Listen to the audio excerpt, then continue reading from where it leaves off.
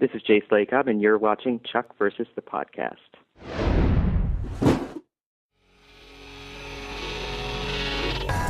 You are about to enter Chuck versus the Podcast, the place for people who love Chuck and the people who work on Chuck.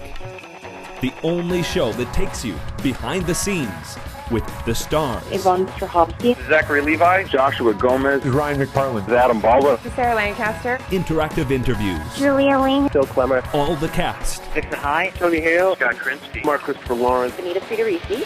Fun hosts. This is Mel. This is Liz. Now you can see how wacko we are. The writers. Allie Adler. Scott Rosenbaum. Zev Barrow. The editors. Matt Barber. Jeff Granville. Kevin Mock. Contests. We are giving away a Chuck press kit. The directors. Jason Lindley. Norman Buckley. The guest stars. Steve Austin. Kristen Crook. The music. This is Tim Jones. Guest hosts. I'm Kaylee from Toronto. Conventions. Lights come up, and here comes Jeffster out on stage. Set visits. This is the guy right here. And much more. Are you ready?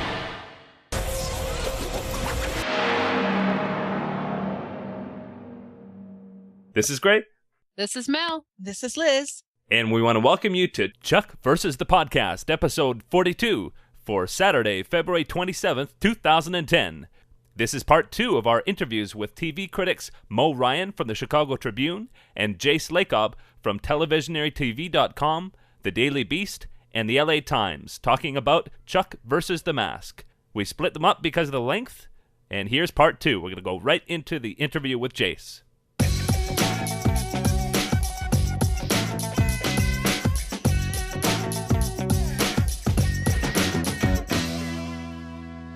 So I want to welcome Jace Lacob to Chuck versus the Podcast. How you doing, Jace?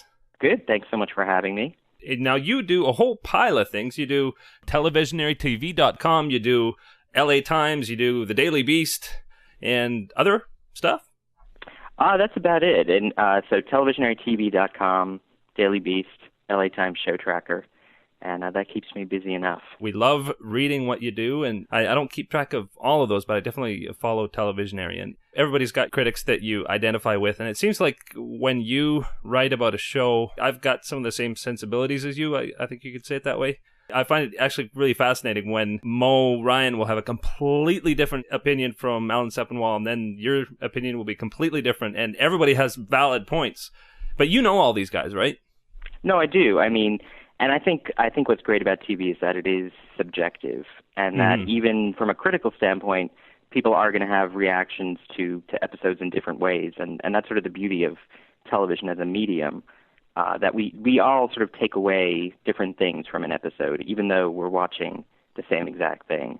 And Mo and Alan, I agree with them a lot of times, and I disagree with them a lot of times, and I love that episodes or shows like Chuck or Lost can spark debate and get people talking.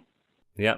This week's Lost was in particular a cause for debate. It was. I mean, I think it like the last episode of Chuck that aired, I mean, people are looking at these episodes in a very divisive way. You have people who are loving it on the one hand and people who are really unhappy on the other. And there are probably quite a few people in the middle as well. But people feel connected to these shows in very personal ways. And I think that's why you're seeing such sort of divisiveness among viewers and critics, because we do love these shows. Yeah. Now, would it be fair to say, I know when I watch a movie, and I'm in the industry myself, I'm a TV editor, but when I watch a movie or when I watch a TV show, I kind of watch it like when I'm getting on a roller coaster. Like I let it take me where it's going to take me, and I just love the experience of it. I can't even actually be critical about something until I watch a second time. Just because I just like to enjoy what I'm watching.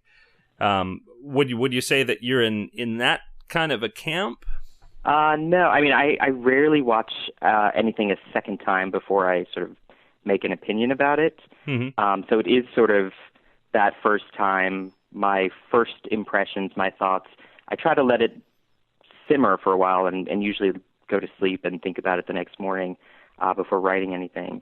But I do watch it. I try to let myself go, but there is sort of that critical instinct that will show up as I'm watching something, and usually during the commercial breaks or while I'm fast-forwarding my TiVo, I will say things out loud or comment on what's happened so far, whether that's for good or ill. Mm-hmm.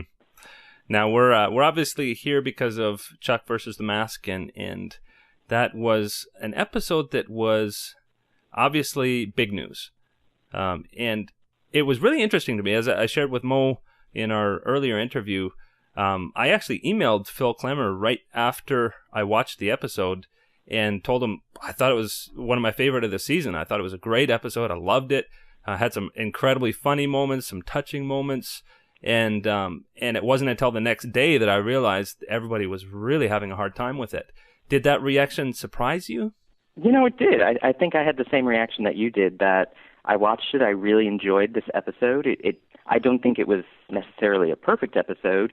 I thought Phil did a great job with it, but I really enjoyed it. And a lot of the problems that people had with it, I didn't, and having gone back and watched it again since then, still don't really have.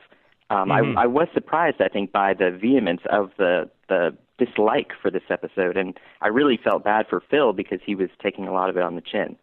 Mm-hmm. Yeah, and in particular, I know that one of the biggest complaints that people had was that they felt that things were moving too fast, and there's been some discussion about how Brandon Ruth was not in the previous episode, and I know for me, I'm a huge believer in what people like to call the off-screen movie, where just because Brandon Ruth isn't in the previous episode doesn't mean that he wasn't in their lives in that stretch of time. You know what I mean?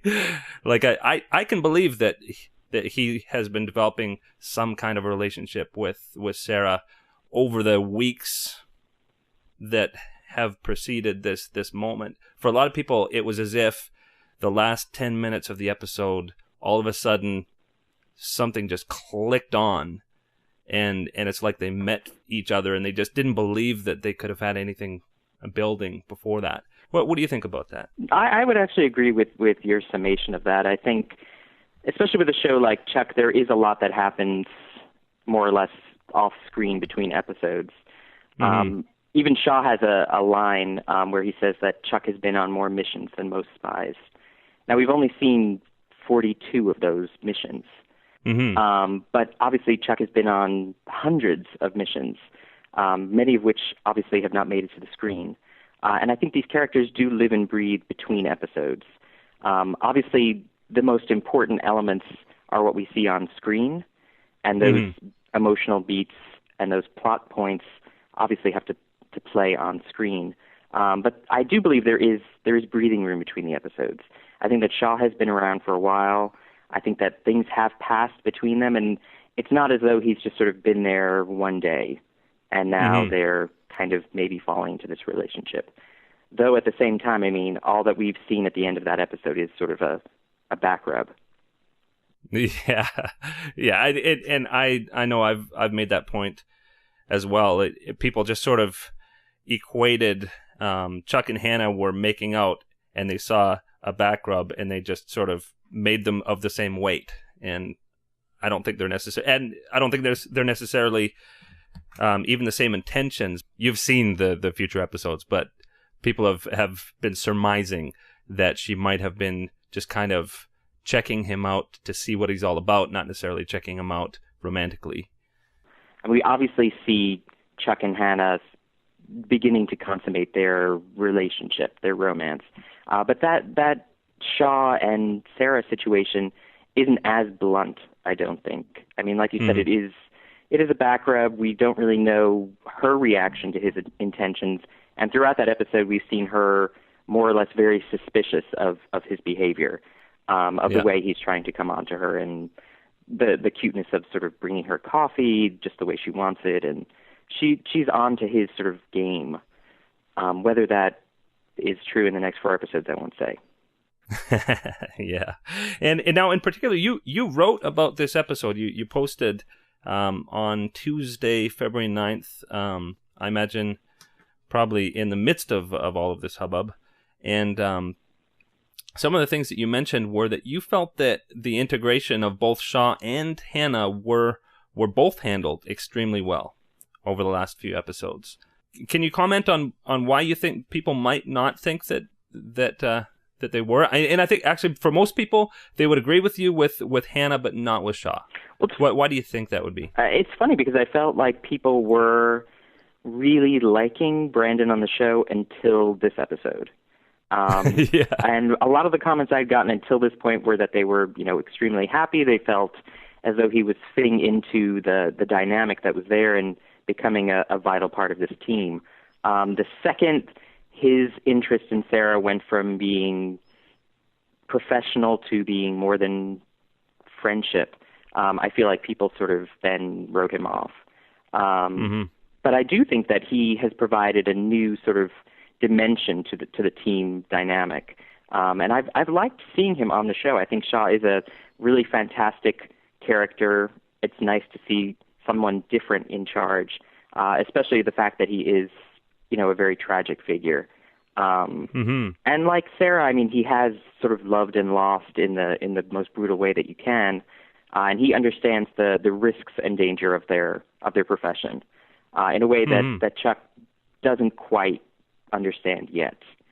And as for Hannah, both of these people are obviously intended to be love interests for our central characters, who most people do want to see together. Because of that, there's obviously a lot of investment in the emotional complexities of their relationship. But when you bring on new love interests, there's always going to be a risk as to whether the audience will buy these new permutations or not. Hannah, I thought, again, was a really sort of different character, not your typical love interest for Chuck in the way that Rachel Bilson's Lou or Jordana Brewster's Jill were on the show previously. They were sort of similarly intellectual, both sort of slumming it at the Buy More, and there was a sort of simpatico sense of sort of angst between them, that they sort of weren't working to their full potential at this point. Yeah, and I think as well, people have focused a lot on Sarah being burned by Chuck at the beginning of this season. But you're right; they forget that a big love of her life was Bryce, and he's gone. And I thought Brandon Routh's first episode, where his character really clicked for me, was the very last scene with the ring. That was where I said, yeah, I'm interested in this guy.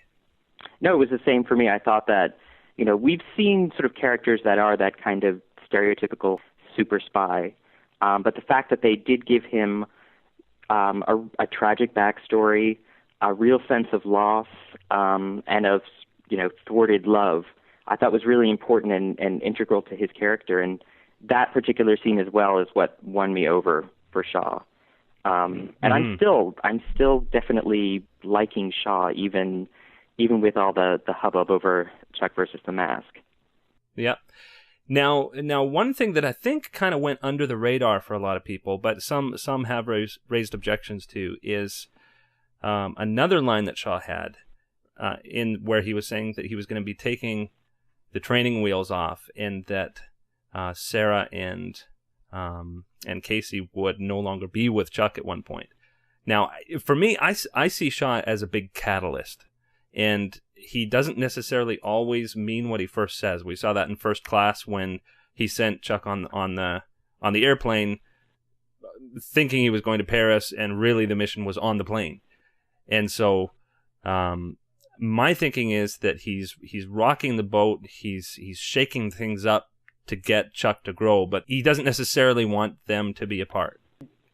I think a lot of what Shaw was saying makes sense in the sense that Sarah and Casey are intended to be his handlers, but for the most part they have sort of been his babysitters.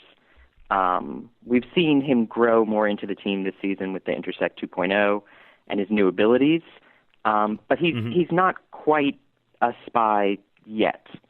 Shaw's feeling is sort of that they are holding him back by the way that they treat him, and that if he is going to grow as a spy, he does need to stand up on his own, to go on those solo missions, and to take the training wheels off.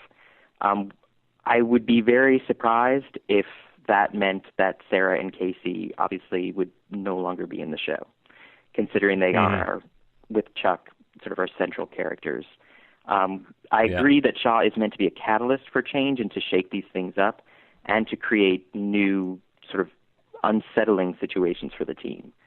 And I think that that's part of a series' growth is exploring that and sort of veering away from the status quo, because otherwise, sort of, and hopefully there is a season 4. Seeing him sort of go through the same motions might get repetitive. We do need something to shake all of that up. Yeah, and something that came up with our discussion with Mo is actually quite a big issue for a lot of people, that this is a different Chuck now. And Mo made the point that if he was still the same Chuck that was in season 1, she wouldn't be interested in the show. I don't think any of us would be if we didn't see the character grow, if we didn't see the situations grow, if we didn't see the stakes being raised. But it begs the question, how far can the stakes be raised? How much can they change Chuck and still have him be the character that we love? Right, I don't think we're going to see Chuck become, Jack Bauer anytime soon. I don't see that. I mean, at its heart, the show is, an action comedy. Chuck is very much an everyman, and I don't think they're going to make him, this crazy super spy with, no sense of morality. I don't think they're going to go there. So in that case, I mean, he can only change so much. The situations around him can change, and he can make progress as he sort of takes his first steps into adulthood, and puts it behind his kind of arrested development. But I think the problem is that he is changing significantly, but that change is resulting in some problems for Sarah, and I think that's the crux of sort of where their relationship problems are at the moment, in that he's not the same guy that she originally met and that she originally perhaps fell for, and that's a lot of the tension through this next part of the season. Yeah. And I think it's pretty interesting because I really, really saw that, especially on Yvonne's face. The last couple of episodes is that you can really, really see that angst.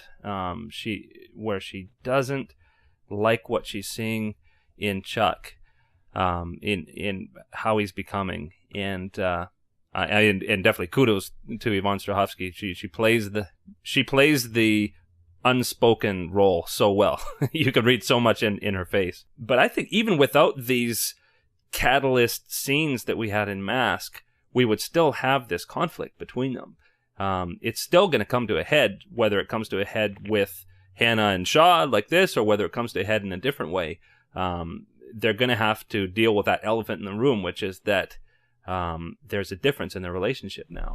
I think that's definitely the case. And this goes back to a conversation I had with Yvonne back when they were filming episode 304, in which we talked about the fact that Sarah for Chuck represents sort of a platonic ideal of a superhero almost, and sort of the superhero that he wants to be.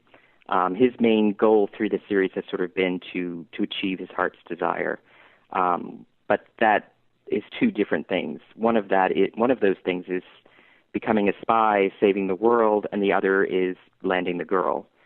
Unfortunately, those things seem to be at cross purposes now. The more he becomes entrenched in that spy world, the less of a chance he almost has with Sarah, because she's on the opposite trajectory in that she is a spy but is looking to regain some sense of normalcy in her life, that sort of normalcy that she's never had, and which Chuck in his sort of everyman averageness represents for her. Well, let's talk a bit about what you liked about the Mask episode. Sorry, we're changing gears a little bit here. In regard to the Mask, I mean, the mission itself wasn't exactly that exciting or that dynamic, but it sort of represented a almost a tipping point in the show, in that we have Hannah, we have Shaw, we have these sort of two almost couples that are dancing around a number of issues, and we have the fact that Hannah is a very, very intelligent woman who represents the potential for happiness with Chuck in a sort of real-life context. You know, they both are highly intelligent. They're both sort of not working to their full potential. But there is a real spark between them. There's a real sense of chemistry, I think, and camaraderie. And I liked the fact that, you know, she did sort of force her way onto this mission and almost did sort of unmask him in the episode. And I think if anyone could unmask him, it might be Hannah, because she is sort of so detail-oriented, so intelligent, so specific, and is keeping a very watchful eye on Chuck. And I liked that element of danger that was there. And, you know, the fact that as a potential love interest for Chuck, she's very wary of his relationship with Sarah, with the sort of ex-girlfriend that isn't quite out of the picture. Yeah. And I thought that was nicely played both sort of at the Buy More and in this sort of mission world of, you know, at the night at the museum. And that to me was what was interesting about the episode. And I just thought there were some really nice moments. I loved, you know, finding out how exactly Casey takes his coffee, which was just super fitting that it's, you know, black and bitter. Yeah. I thought that was just absolutely perfect. Yeah. And kind of seeing Morgan as well become increasingly suspicious about what's going on. And I thought that was incredibly important in this episode, that especially after the previous episode, that he and Ellie are now sort of paying more attention to Chuck's eccentricities and wondering just what's going on with Chuck Bartowski. And that to me was what made the episode interesting, all of those sort of elements.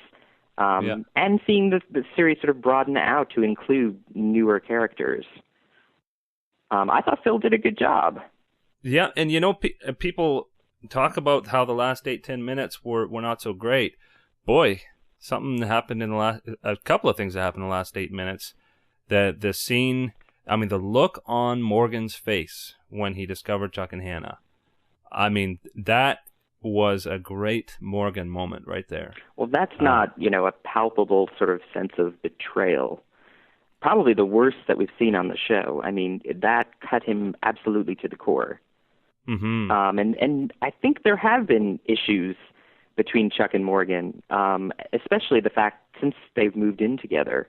But I think that was one of those moments where this relationship that has been at the foundation of the show is more tenuous than we've ever seen before. And it seems like up to now Morgan has just kind of been completely unaware, or just had a switch in his head that just he wasn't seeing any of this, but now he is, and that's going to really, really change things, I figure. But the other scene that happened in the last few minutes that I just loved was that very tender moment between Chuck and Sarah in the hallway at the castle, when he shared that he's glad that if she's with somebody that's with a hero like Shaw. And she says, you know, that she definitely has a type.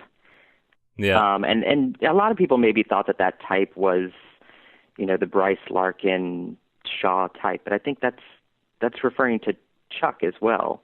That she does see him as a hero, maybe not, you know, as overtly as, you know, Bryce Larkin and Shaw are there for their sort of super spy skills, but she is attracted to that heroic guy, which Chuck is. I mean, let's not forget that, you know, more so than these guys who have years of training. I mean, he puts his neck on the line every week to save the country, to you know, to be the intersect and to carry this burden. And I thought that was a really nice scene, and a very sort of adult conversation where they sort of put themselves on the same level as one another and did regard each other as equals. And I thought that was a really beautiful, tender moment that a lot of people really didn't think was that. Yeah. So before we move on, do you have any other thoughts about the episode or the phenomenon associated with it? I mean, I think it really was a divisive episode. I certainly, when I wrote my review, wasn't aware of how upset a lot of fans were with the episode. I wouldn't change what I wrote, but I was surprised that people reacted so negatively and were so upset by this episode, especially because it was only the 7th episode in a season. There are obviously going to be lots of changes. And what sort of got to me the most was that people were sort of drawing a line in the sand and saying that this episode represents a huge mistake and the writers have completely messed up. And I don't see it as that. I see it as one step in many steps for this season to sort of take us on a journey and take us to the end of the season. I think, too, the fact that the season was originally supposed to be 13 episodes plays a huge role in perhaps that sense of that a lot of this was rushed. This was supposed to be sort of the halfway point for the season. Now it's not. And it'll be interesting to see how those sort of back 6 episodes play into this overarching story or not, as the case may be. Yeah. Well, and I think people want the cake. They have to be willing to put up with all the things that it takes to make that cake. like they want those really climactic moments in the end of the season, but they've got to build from somewhere, and they've got to build with conflict. And I think the greater the conflict, the greater the potential for deepening of these relationships. So I for one, I was really tentative when they brought Lou in the picture in the first season. And I thought they did a great job in handling that, and it really propelled a lot of the relationships forward a lot more quickly. Same thing with Jill in the second season, and I just feel like I trust the writers here. I mean, every time I talk to them, they are incredibly excited about the later episodes in the season and what they're planning and what I guess this has opened the door for, if you want to put it that way. I mean, I would agree with that, and I think, we do need to trust the writers, and this isn't a show that has steered its viewers wrong terribly in the past. I mean, the reason people fought so hard for the show to come back was because they believed in the writers and wanted to see this vision continue. And I think that we need to do the same here. We do need to trust that they know what they're doing and that there is a plan and that these things aren't sort of slotted in haphazardly. They do have a vision, they do have a plan, and we need to trust that to let them sort of carry that out and enact that vision. And it just really saddened me that people were so quick to sort of point the finger of blame and make accusations, and in some cases that sort of fringe minority that wanted to out and out boycott the show because of one episode and because of what happened in one episode, and not look at the larger picture of where this story is going and how long it can sustain itself and what would impede the series from being allowed to do that. Yeah. Well, that's a good segue to our next question, which is spoiler free. You've seen the next few episodes. What can you say about where we're headed in a very general, non-spoilery way? It's great. Besides for that, I think we're going to some very interesting places, and I think that a lot of the problems that people had with Chuck versus the Mask are dealt with in a very interesting way in the next episode, which is written by Ali Adler. And those criticisms are dealt with actually pretty solidly in the episode. And the characters themselves actually do voice some of the same concerns that some people have about Shaw and Sarah and Chuck and all of that. And there are a lot of fun moments that deal with that. But there's also a lot of sort of fantastic action comedy in that episode as well. And I think Zach in that episode is amazing. And we see a very different side of him than we've seen before. And I don't want to give too much away about that, but it's absolutely fantastic to see him in a different way. Besides for that episode, I mean, the episode 309, which Scooter Rosenbaum wrote, Chuck versus the Beard, is probably one of, if not my favorite Chuck episode ever. And Zach directed that one. And yes, Zach did direct that one. I thought he did an amazing job. There's one scene in particular that involves a flash bomb that I thought was so beautiful and so elegantly directed that I do have to give Zach credit for absolutely wowing me. Wow. It's just an amazing scene, and he did an amazing job with the episode.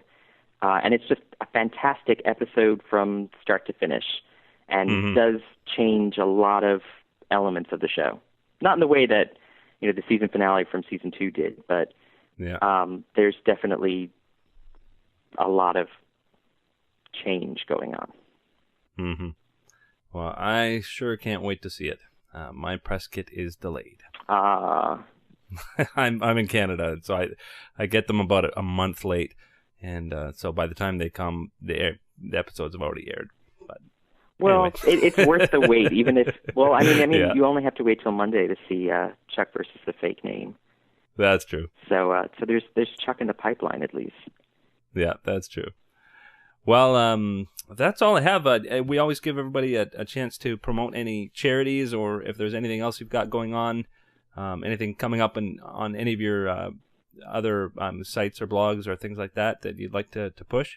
Well, actually today on the Daily Beast you can read an article that went live today that's about representations of autism in pop culture, and why some series creators are or aren't labeling their characters as being autistic or having Asperger's syndrome.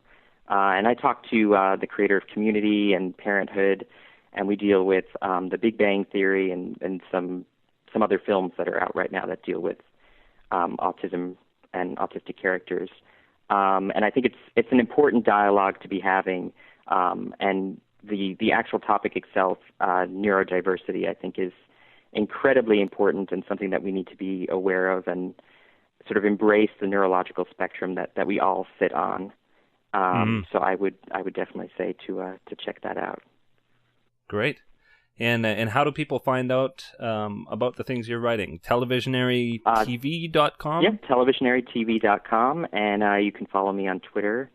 It is just Televisionary, and I have no problem plugging myself constantly, so... Well, we you know what, if anything, what I appreciate is that I really get a sense that you enjoy Chuck, and because of that I'm willing to go along with the ride. Same thing, I mean, honestly, all you guys, I mean, Alan and Mo and you, I think it's really important to Chuck to have TV critics who are in Chuck's court, if you want to put it that way. I think it is too. I mean, I think that, critics, viewers, I mean, we all sort of got on this ride and we all, put our foot down last spring and said, we believe in this show and we want this show to come back. And I think it's a show that we all embrace, that we all love, and that I think that, that's a rare thing in sort of the days of fragmented media, to have a show that so many people can watch. It's the only show that my entire family watches.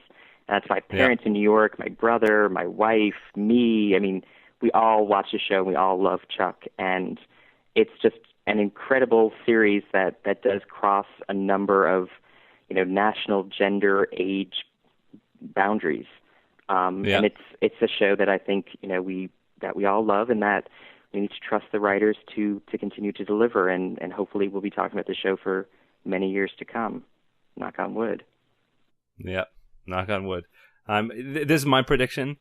End of season 6 or 7 is Chuck and Sarah have given up the spy world. They're getting married, and as they're on their way to the honeymoon, Chuck flashes on somebody, and they have to get back in the action, and then lights out. We're done. Yeah, I can definitely see that happening, and hopefully we do get to that point, and we do get 4 more seasons down the line, and continue to talk about the show. And I hope NBC continues to believe in the show and support the show, and the fans and critics do too, because it is a great show, and I really think the next 4 episodes will make a lot of people happy.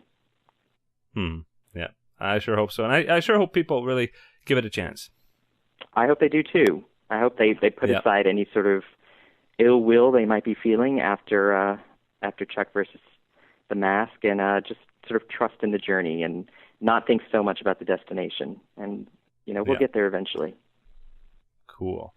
Well, I really, really appreciate you joining us and talking so long with me today. I really, really enjoy all the things you write, and I always follow your updates. And I urge everybody who's listening to this podcast, make sure you check out televisionarytv.com and see all that Jace gives us. And so thanks for being with me today. My pleasure. Thanks so much, Gray.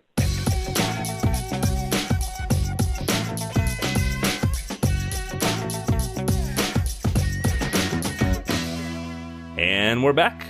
This has been a marathon video podcast, and we hope you enjoyed all of the great stuff from Jace and from Mo. And we're sure looking forward to the next episode of Check. I hope that you will join us to watch it on March 1st at 8/7 Central on NBC. I know Liz and I will be out there tweeting, and I'm pretty sure Gray is going to join us, right? I think so, even though I think we might have it an hour early. Oh, wait a second. It's after the Olympics, so we don't get it earlier in Canada anymore. Finally! Mm-hmm. Ha ha! Canadians take note. Yes. Yeah. So, looking forward to seeing more Chuck. And again, if you listened to this whole thing, you know that 308 might not be quite the resolution you were looking for after 307, but it's going to be worth it. So The journey continues. yes, the journey continues. So yeah. So we are going to wrap it up. It's been a long one. We hope you like our video format. And I do want to remind you that we also offer an MP3 edition for those who are driving and don't want to be distracted and crash. and that's our public service announcement. The more you know. Yeah.